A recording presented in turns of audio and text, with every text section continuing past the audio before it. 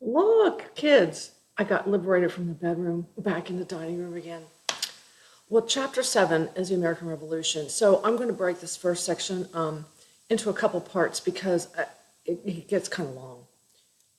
All right. Things you need to know for just general information for testing purposes and just for information to get your bearings as far as the revolution is concerned is what were British advantages and what were American advantages.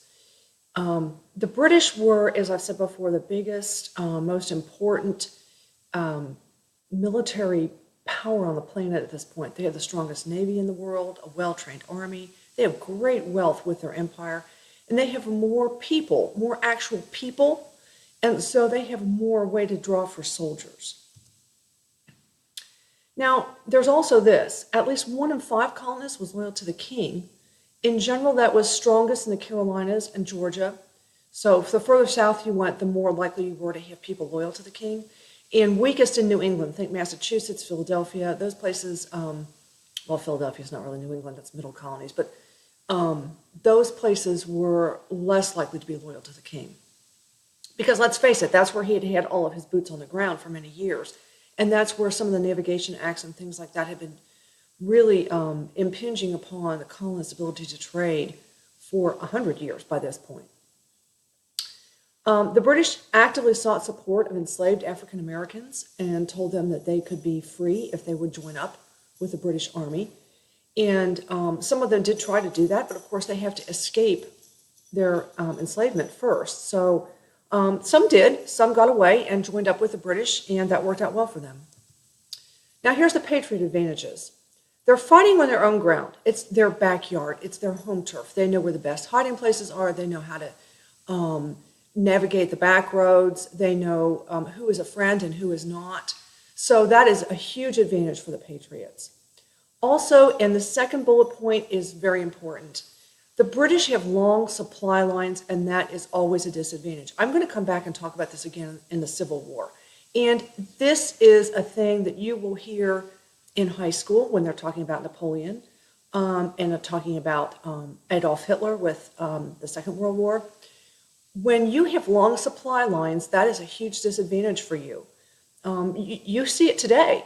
We're trying to have troops scattered all over the world, and that's a disadvantage for us. We have to supply those people. We have to make sure they have places to sleep and the food to eat, and that's a problem for us. It's an even bigger problem back in colonial times because distance is even a harder thing to deal with. The Patriots have a greater reason to fight. In many cases, well, almost all cases, they're literally fighting for their lives. The people who had signed the Declaration, they're fighting for their lives. Once the British know that you are fighting against them, they're going to kill you if they can find you. It's that simple. And they have a valuable leader in George Washington. He was battle-hardened from the French and Indian War, and he had learned many tricks of the trade from the French and Indian War that he then would apply in the Revolution. And as you will see, time and again, the British don't learn. And again, later on, when I talk about the War of 1812, they still haven't learned.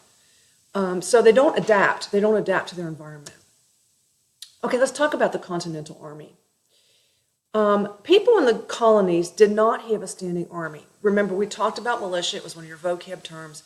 They had relied on a militia for for 100 years. They were relying on every adult male in a colony was expected to serve in a militia. That doesn't mean you're drafted into an army. It just means that if there's a problem, you're expected to take up your musket and go help out. Well, that's not a big deal. I mean, because there usually isn't a problem. Maybe a couple of Native American raids or something like that, but that's all we're talking about.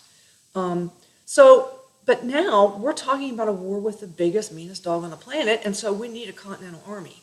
So when we talk about the rebel army, that's what we're talking. When I say Continental Army, that's the army I'm talking about. I'm talking about the U.S. Army as the Continental Army, the army of the North American continent. Now, it's going to depend on the states to recruit the soldiers. The United States is just baby. It's just been formed, and it cannot go out and recruit soldiers on its own. So it's depending on the states to do that. Each state is supposed to recruit soldiers.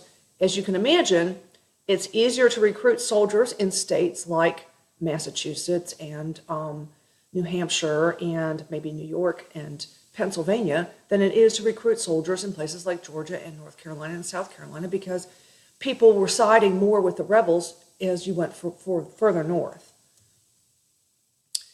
Okay, so at first when you sign papers to join up with the Army, your enlistment is only for a year.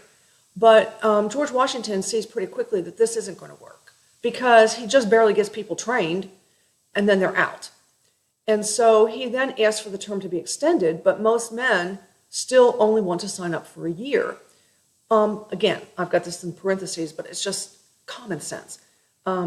Most men are farmers. They have families depending on them. And farm work isn't something that women can do very easily back in those days.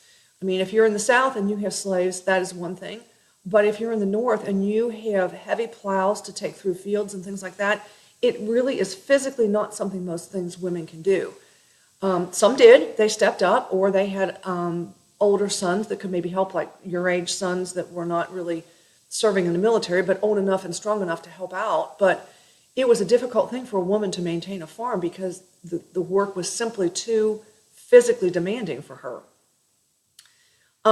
Only men were serving in battle, but there was this one person, and I mentioned her, Molly Pitcher, simply because, I'll be honest with you, we never know who is going to be targeted for a STAR test, and often they will want to target women on the STAR test just because they're women. This person, Margaret Corbin, she went with her husband into battle, not to go fight and fire a gun, but she went with him to support him, to help feed the troops or whatever else she could do in that capacity with his unit. But he was injured, and she became known as Molly Pitcher. When he was injured, he was a cannon guy, as you can see in the picture there below. And she picked up the thing that he was doing, and she began actually fighting in battles in the Revolution. Again, I don't know that she'll be tested, but just something to put in the back of your head. Okay, I'm going to stop here and break this up, and we'll come back and do the campaigns and battles in just a minute.